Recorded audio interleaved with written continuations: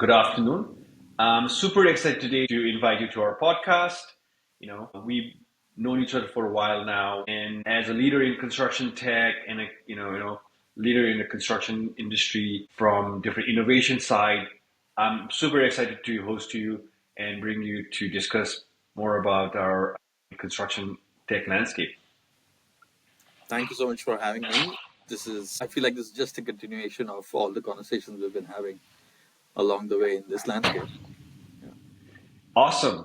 And how's the day going so far? I know it's a winter time right now in New York City, but how's your day going so far? The day is going like any other day. There's, at least 9 to 4. It's interspersed with meetings. But what is fulfilling is my team, even the company, right? There is a certain sense of purpose that the industry is going through some changes, the company is going through some excellent improvements, and we feel a sense of pride, sense of purpose in being part of that transformation. So some of it is data and AI, some of it is getting the transformation of the company going to make the next leap. Yeah. So we feel like we're in a great place and we're looking forward to what's coming. So 100%, I think that it's great to be part of the industry that right now is going through like a change and it's going through an Yeah. evolution. I think it's really going through an accelerated phase of tech adoption. And I totally align myself with your thoughts around mission and the purpose of being at work. I try to foster that myself every day and I foster, to my team. And, we're super excited here today to, be working in this amazing industry. Our guys are very motivated. Like, I had one guy, one of my VP, like, he did a red eye and came to the office after the red eye. And I was like, wow, Nice. it's like a little overdoing, I think you should take some rest. But that commitment sometimes I feel I made it being very, very excited about being a part of the team that I've built. Cool. So to talk about this right now, how about we actually start with your background? And I know that you're at JRM right now, but can we talk more about where did it start? Certainly. This is a spiel I've given a few times now. So about 2.5 decades in the AEC industry, right? So architecture, engineering, PMO, and then construction. And funny enough, I have actually gone through in that sequence, right? Started in architecture, uh, decided to go back for a master's degree in construction management, and of all places went to oil and gas, from design, and completely changed my perspective on, how you have the same conversation, but you are on the other side of the table, different drivers, different pockets, I guess, and then how things evolve in terms of execution for the actual deliverable, which is the installed asset, right? The built environment. But then that fortunately was the start of an almost 11-year leg at Jacobs. And our executives believed something at our core is that we thought career progression was not a ladder. It was a jungle gym, right? This to borrow Sheryl Sandberg's quote, that everybody could find their own top, but you had to get an exposure of what the business is and sometimes move from the construction business to the business of construction. And that was the journey within. So getting global exposure, getting business exposure along that way was phenomenally transformative. Then traveling globally in some global roles with the field services organization. Then, of course, life has its own calling. And I was also in New York, and my wife has been around this area forever. And I couldn't work out of Houston for too long. So found my network, leveraged it to find opportunities in New York. And along that way, one of my mentors was nudging me to explore opportunities on the construction side that, hey, there is this gap, it's growing, but there's this gap on operational excellence and tech and other aspects where they can really refine. Why don't you take a look? And so the first organization I spoke with, we ended up creating the role, right? And at that time, it started with controls and then eventually became executive director of operational excellence and business intelligence, like a mouthful, right? Because we didn't know what to call it. And this is where we are still sort of evolving. But right now, I'm with JRM. Essentially, again, we created the role, but it has been a journey in company transformation, outlook transformation. It has been extremely fulfilling in what we are able to provide as we move and mature the company through these amazing years. Thanks for sharing that. And I think oil and gas industry has been a first mover Huh. in many cases previously because of the amount of investments they could make or capital they had, or just the amount of risks they were undertaking to build these structures and operate these structures, and having a downtime of a couple of days could mean a massive loss to them actually, so I think that oil and gas has been a big player in that market, and we're actually actively working in oil and gas field market right now with LNG power plants, things Yeah. like that, and I want to get your viewpoint on how do you see the difference between how the technology was being used in industrial and oil and gas, then transitioning into more construction, how do you see the technology change? Is the processes changed, or is it some software change, or how did it change? I think, by the way, you hit the nail on the head. You are absolutely right. Oil and gas has been the first mover on a lot of fronts, right? Whether it is safety, whether it is site safety or company safety, or processes, contracting methodologies, things like RFID. 20 years ago, there was smart plant microstation, and now we are in VDC, Revit, and all of these Navisworks kind of things, which are actually not reinventing the wheel. We're just more advanced, but with a similar tool set. And somehow it feels like, how come we are still in the same place in building construction when I had seen this front in oil and gas? RFID tags that came up in like 70s and 80s, and we still sometimes talk about that, right? But what has certainly helped us with tech is now we are thinking about low energy Bluetooth or some other options of finding the right IoT to get information from the field. But then there is various other places where I feel the advantages that oil and gas had because they had a huge pressure for go to market for the product, which meant scheduling pressures, which meant not just eliminating safety incidents, but actually taking that philosophy home with the workers, whether they are staff or on the field, and making sure that there is a critical path that is kind of maintained throughout that execution. And that kind of coordination, whether it was advanced work packaging or everything else, happened at a scale where these processes were implemented in a very economized way. Transfer that kind of approach to general contracting or construction in building construction or any of the other market segments. I think it has to be top driven. There needs to be buy-in from senior management and executive management and ownership of these companies, which has to then drive down, right, to the very boots on the ground. And oftentimes, different companies have different pressures and different focus points, but eventually they all gravitate to these kind of value propositions that come from best practices of oil and gas, or now it is mission critical, right? So I Yeah, think there is certainly some advantages that scale affords these market segments, yeah, and we feel like we are in a place where look like avant-garde for building construction. But honestly, our biggest hurdle is buy-in and making people understand the value proposition coming from these best practices. You know this, Niran. I know that tech conversations, data conversations cannot happen without process conversations.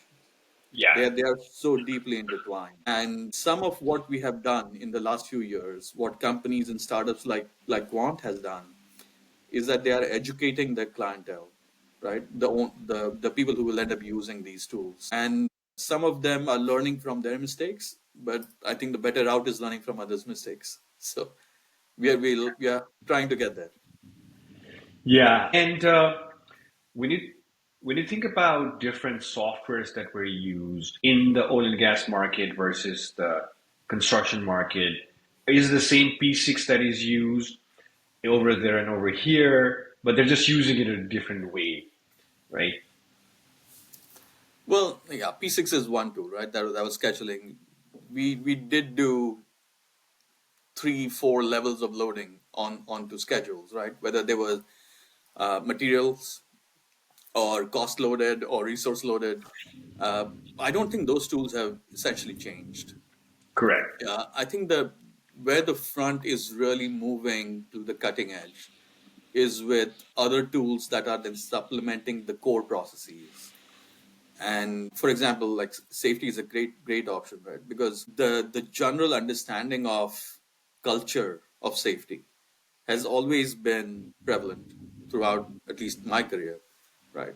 But then the ability to get information from the field to the people who can then govern and make the policies or even guide them a certain way, that was missing at that point. And now to be able to screen individuals, attach their qualifications or past history or anything else like that to Yeah. that entity, identify that are they on site or not, identify trends of some of those events or incidents, and combine that picture holistically. That is what we are doing now, which wasn't happening in the past.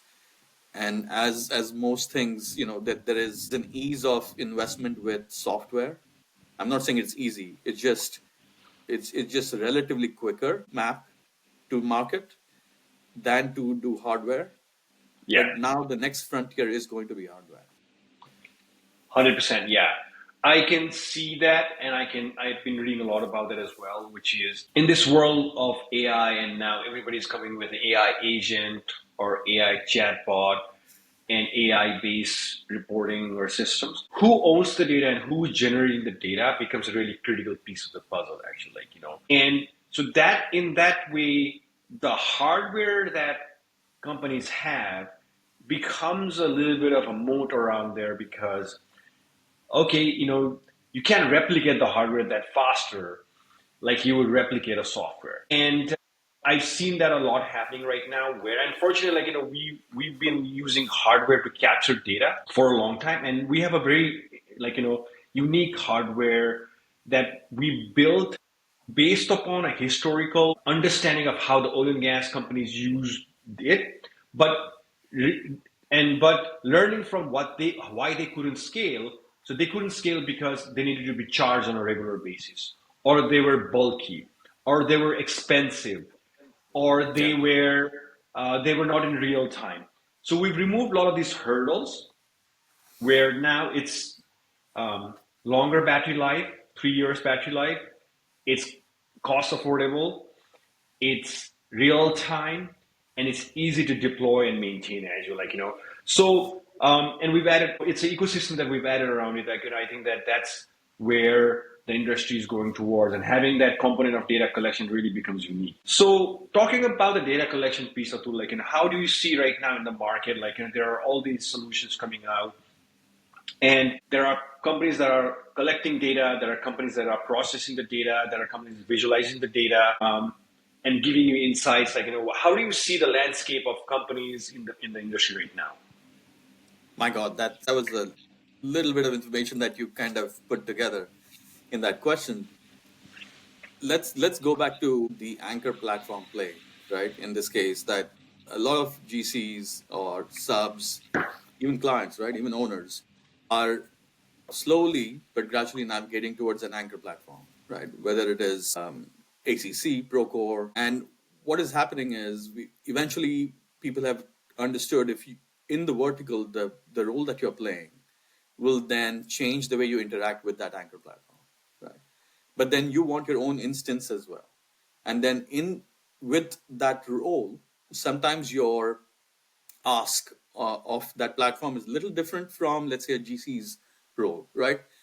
And when that happens, there are all these gaps that the initial versions of these platforms were not able to provide. So therein came the need for marketplace partners and an entire ecosystem of startup, right? And that landscape, obviously, in the last, as you said earlier, but in the last 4 to 5 years, that has exploded. And there are still many of these who came in to solve a feature. And what does happen with that kind of an approach is that as the anchor platforms evolve and mature over time, and they're adding more feature sets or just getting better enabled to solve these tasks, the need for these patch solutions go away, right? So there is going to be some consolidation, some of which we have already seen, right? But then what stands out is this unassailable USP for a company. Hardware is a great option, right? Like you were talking about Quant, that's a great option. Or even with AI solutions and the plethora of AI solutions that are both embedded in the platforms or even in these startup options. Eventually, your IP is strong if you have a very specialized use case where the model is trained for that use case. If you have a general model with a like a wrapper on a chat GPT, like an OpenAI option, then it doesn't quite result with the same high quality solution that a highly trained specialized model can do. And that truly is the IP that they have, right? So I think some of these fronts are the ones that will actually linger on, sustain, and thrive as this landscape evolves. And those who are really just trying to attack the problem from a feature based approach are probably going to lose their status in this consolidation or as these platforms mature. I do think that, there is where we do see things going, whether it is Autodesk University or even Procore Groundbreak, you are seeing this ease of developer studio and agentic marketplace, right? So the anchor platforms understand that at some point it is valuable for them to get all of the outside data into that anchor platform, right? Not just have the embedded partner play in there, but also get the data so their agents can reach out, query, bring it back, but keep the player within that platform. That is avoiding a whole lot of disruption in the day-to-day work, right?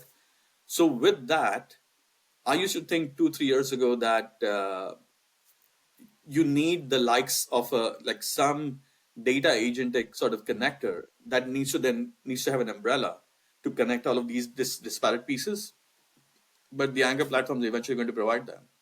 So I see maybe 5 year or so land grab of what's going to happen before the big subscribers start consolidating and removing the need for a data layer because the platforms will themselves provide that layer.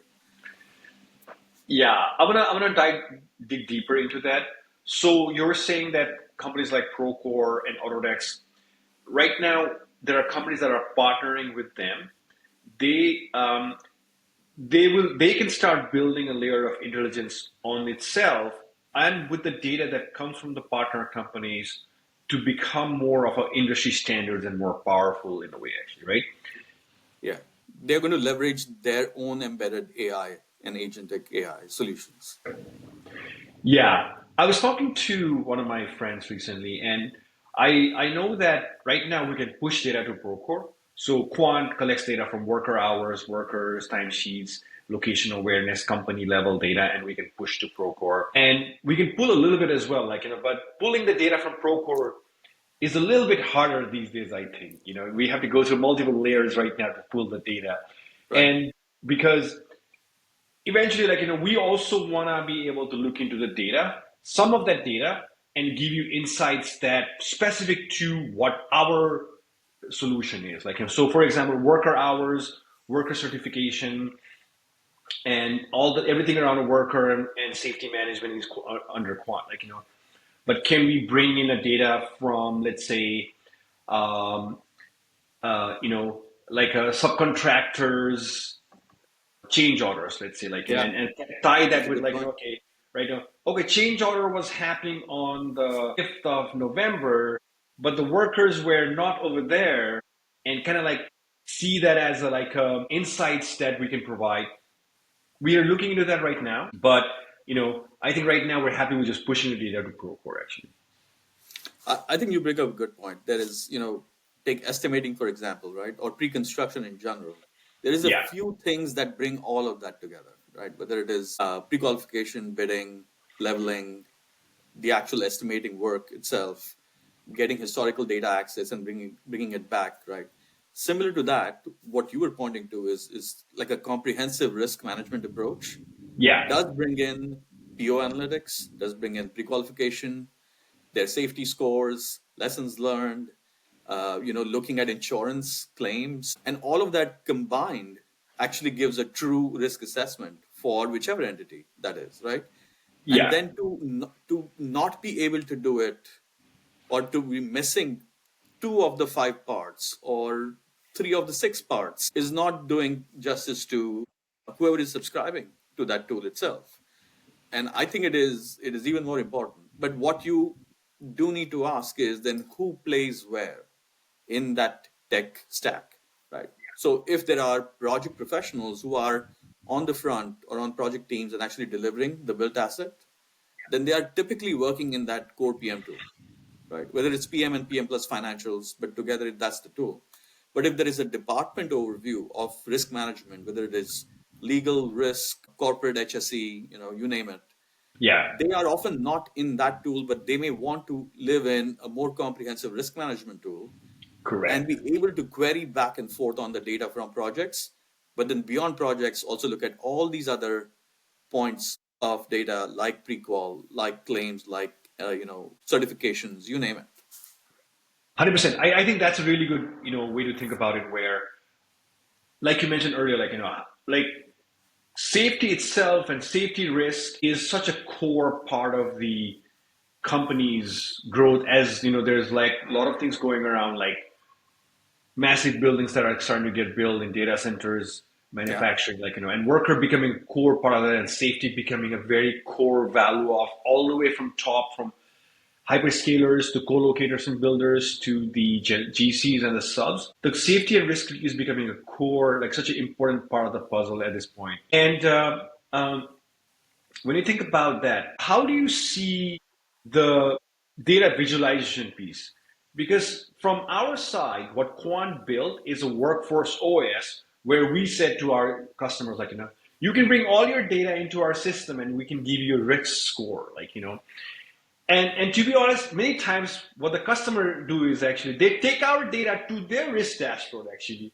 So because as you mentioned, Quant can provide majority of the safety and workforce and certification or insurance based risk, but there are other risks associated with the whole system or the portfolio that Quant might not have been integrated with, or and they want to do it on their data platform, like in a visualization, which is fine with us because we've heard stories about how customers has been able to use Quant as one of the key data points to reduce risk. That's fair, So from that, do you see that ultimately a GC will still have to build a system that connects all these pieces together, or will there be a platform where somebody will be able to build that single piece of, management system? Yeah. So right now, they certainly are disparate, right? All these species are separated by some dotted line. Sometimes it is a platform, sometimes it's a function. What is happening is, as a stakeholder, as a customer myself, right? And if I'm looking at my tech stack, I do want typically all that information in my CDE, right? Because then I can visualize it and connect the rationale of all these pieces the way I want it.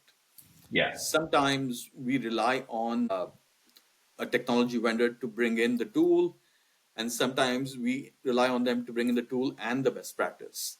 But as a startup, the entire approach of a successful startup is that they are going to start with a good focus area and they don't want to go too broad.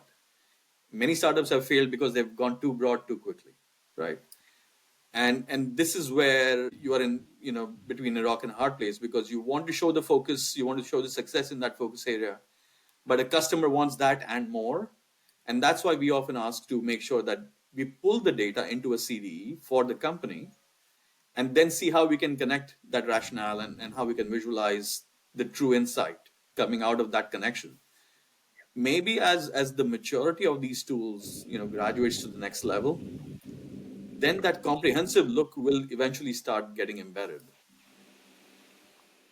Yeah. And that's a really important point, being able to focus on one aspect, because from your level, you're looking at many things, primarily safety, schedule, cost, right? And we touch upon schedule, but we don't touch a lot upon cost in a way. And cost could mean there's so many elements to the cost that comes in, Yeah. that and providing a data point to you and you building that system of system of decision making or system of visualization where is very powerful for the industry. So segueing that into the topic about some of the data center market that's going on right now, which where quant is like growing rapidly as well, or there's a lot of infrastructures and airports that are being built. How do you see the market changing? And is JRM looking into some of those markets?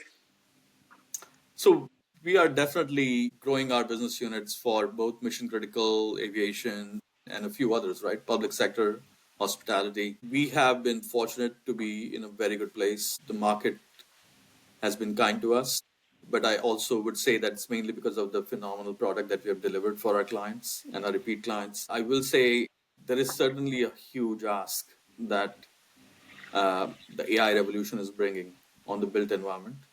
Yeah, And the pressure is both on the energy side and on the actual data center side. yeah, And there is a narrative actually which says that if it wasn't for the AI boom, we might already be in a recession, right? correct. Just the amount of influx that has brought. Um, but as I think you hinted on this, right? That there are sort of these three pillars to delivering any project is either you Yeah, can do things, well, you typically want all three, but you want safety, quality, and speed. yeah, And normally you can choose two, right? And nobody wants to compromise on anything, right? yeah, And but we are certainly in a place where the market is demanding all those three aspects, and we yeah, need the guidance of certain tools to make sure these three fronts are taken care of. If you're only really focusing on two, let's say the speed, right, or speed and safety, but then what happens to quality, right? yeah, So I think there is some connection in all of these. So I'd be surprised for large scale projects that can afford the right kind of project setup where the schedule is resource loaded or cost loaded in a particular way, and you can tie that back into safety and risk assessment. That's the only way to do this right? But then you have to look at what your market portfolio is for a particular entity. Those with a high amount of quick churn interior projects are probably not looking at it the same way. But aviation, mission critical, large scale developments, absolutely. yeah. That's really interesting. Yeah, I think you mentioned a couple of really interesting points, which is yes, the U.S. economy would be, I heard, at 0.1 or 0.3 growth rate, right? Without the data center market, and I think right now it's at 12 or 13% growth rate right now.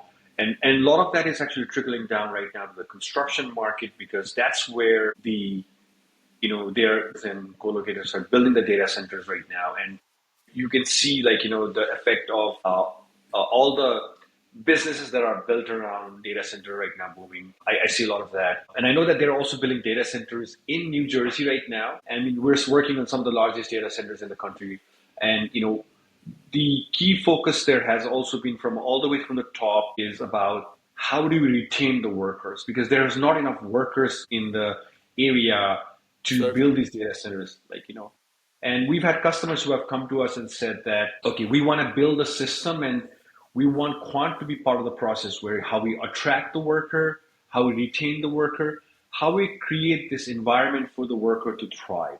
There's a lot of these, experiences that companies are starting to look into. Safety is one of them. Connected job sites is another one of them. Using the same badge, same wearable tech to then access the job site or to open a office or open a machine or to or their lunch boxes and using that as an identity card rather than actually like a wearable so they feel they are part of a bigger change and ecosystem and the economic development that's going on. There's a lot of talk about that. That's we're right now working with a few customers of ours actually. I love that connection to safety, to security and identity and access. That's a great connection. Yeah. Yeah, and I know that even from some of the conversations that we've had with you and your team, we've chatted about how the workforce management and safety is now important as overall as an organization. It used to be just safety, in my opinion, before, but now it's more about the overall workforce management as a whole. That's how people are looking at this right now. And some of the conversations we had last time was JRM does like 50% is on interiors or like, right, something around that. I mean, it's certainly a core part of our work. Yes. We also have other companies that have said like we use quant in mega projects, data centers, hospitals, airports, things like that. But how do we use quant across all our projects so it's the same data that we collect? So do you see there, how that is moving ahead in the market right now? Is, if you were talking to me like 4 years ago, or it may not be, but many of my team members, the workforce component of that would have been a small piece because no, we're actually selling to the GCs, we're selling to the owners. The worker is just a user of our system actually. But today that there's a lot of conversation around worker as how do we create value for the workers actually. Fair point. They're in a good growth environment, and we've been fortunate to be in a great place. Our problems are good problems, right? But one of those problems is finding the right skilled labor to go hand in hand with our growth. And I think when you hinted at connecting safety to security and access and identity, Yeah. essentially what you are working towards is resource management, right? Correct. And or asset management if you have to go even beyond resource management, right? Yeah. Yeah. And because eventually it could go to material, it could go to equipment, operators, anything, right? And I think that is it's still a huge pain point for any GC in this field, right? Particularly the ones that are growing. And to find efficiency in allocations and allocating the right skill match, that becomes enormously important, right, for us. It is still a big pain point. I know there are anchor platforms that have actually made acquisitions and they're really trying to make a push towards it. But then all of these become, or they stay in these silos, right? Because like previously, if somebody looked at quality and safety together, but now you're separating quality and safety, or then quality, safety, and now resource is another one. And the inherent value truly lies when in the connected nature of these in these pieces. I would love to see a solution that can relieve this pain point, but maintain the connectedness with the rest of the ecosystem.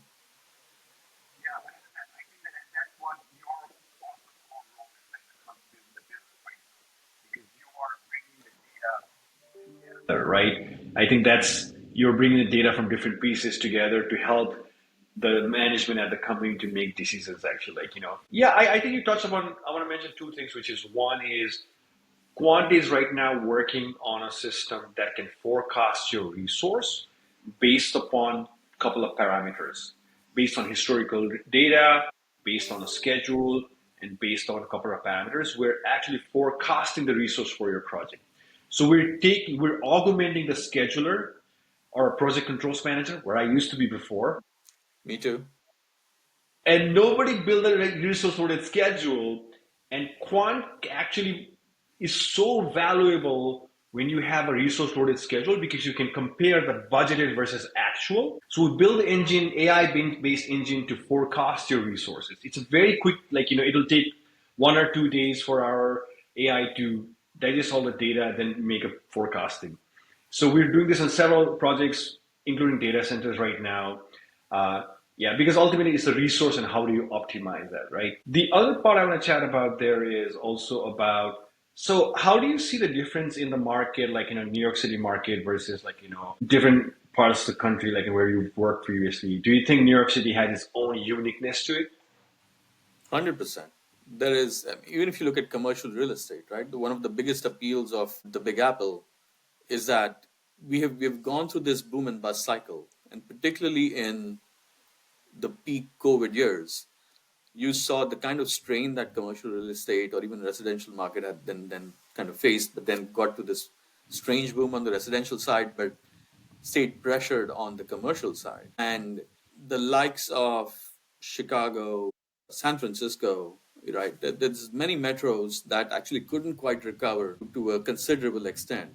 But Yeah. somehow New York has been enormously resilient when it comes to that market and continues to do so. And we are really hoping that continues to generate this market and opportunity for all of us. Yeah, New York City is a very interesting place. And although we're from New York City, we our majority of our customers are in Midwest and in the South. New York City is very interesting market for us, but we're looking to grow more here as well. Um, it's just that Quant has been so much adopted by these large scale builders and mega projects and airport builders as well. Like, and I'm looking forward to continuing to like our home here in New York City. And we've been fortunate enough that like, we worked on airports and, when I go around with my son, like, I can show them, hey, this was the project that Quant actually used one time. Like, Right. it's always a profit. I'm sure you have a lot of that because I'm sure JRM is building a lot of those buildings in New York City, and like you can show your We family members. certainly Like, have some stars on the resume. Yes. yes, yes, Yeah. awesome, awesome. And in terms of AI right now, anything specific that you see that you're excited about, or what are you using? Honestly, I'm eager to get some of the pilots underway and behind us, so then we can truly make the assessment on the value proposition, right? And there is all these, everybody talks about the MIT studies that talk about 95% failure rates on pilots, Yeah, and so much is happening so quickly in this space. The pricing models are changing. Of course, now it seems like we're all navigating or gradually moving towards tokenization, but the use cases have gotten wider and broader. I think finding the right match for the use case within the company, the value proposition, and then fitting that with the right pricing and engagement, because engagement is now connected to pricing. That'll give us a lot more confidence on how to apply it. And once we have a couple of those under the belt, then the confidence will stay within the company to actually go for wider adoptions. There is yeah, still some uncertainty about whether to go with this big AI layer on top comprehensively for the entire tech stack, or identify use cases and the AI solution within the specific functional tool for that function. And that is yet to play out. But currently there seems to be a market for both. amazing. That's really good point. Yes, because I think the MIT study also says that the failure rate was actually primarily on the companies building the tools internally versus Internally. when they bought the system, there was a lot more success. I forgot the percentage, but there was more success in there actually. Sure. So I would I can say, see how that helps Quant too. But I think I know you're hinting at this, but there is a lot of hesitation with owners like us, right? General contractors, construction entities, in trying to figure out, are we ready for this? And correct. different companies are in a different place on the adoption curve, right? And I'm Yeah, not saying like we are going to go break things and be the earliest adopter of things. yeah, yeah, But that risk appetite is varying depending on who you're talking to. yeah. And if somebody says that we are not ready for AI right now, I hope it is grounded in the data foundation status rather than just, I don't think so because I don't know enough, right? Correct. Then that's just going to leave you behind. 100%. Yeah. Um, yeah, because I know that some of the companies right now even have like AI. The innovation team has diversified, and now there is an AI innovation manager inside the innovation team right now. Yeah. Started seeing that role within the companies right now, and it's exciting times. Like, and I think that we're in the time of growth. There's a massive amount of capital being invested, and construction industry is in the center of it right now. So it's exciting times. Well, Atul, thank you so much for your time. I'm glad that we got our conversation, this time. I'm looking forward to chatting more again. Likewise. Anything you wanna share at the end? No, I first of all love the conversation. I know we don't need a podcast to have this conversation, but thank Yeah, you for the invitation as well. We are kind of both partners in many ways, right, on this AI yeah, journey. And I'm hoping that all of the outcomes of this journey are going to be positive for us awesome. collectively. Yeah, Yeah. 100%. Yeah, um, and you're welcome to come to our office anytime in Dublin. Looking Thank forward you. to seeing you in Likewise. person soon. Yeah. Awesome. Thank you. Thank you.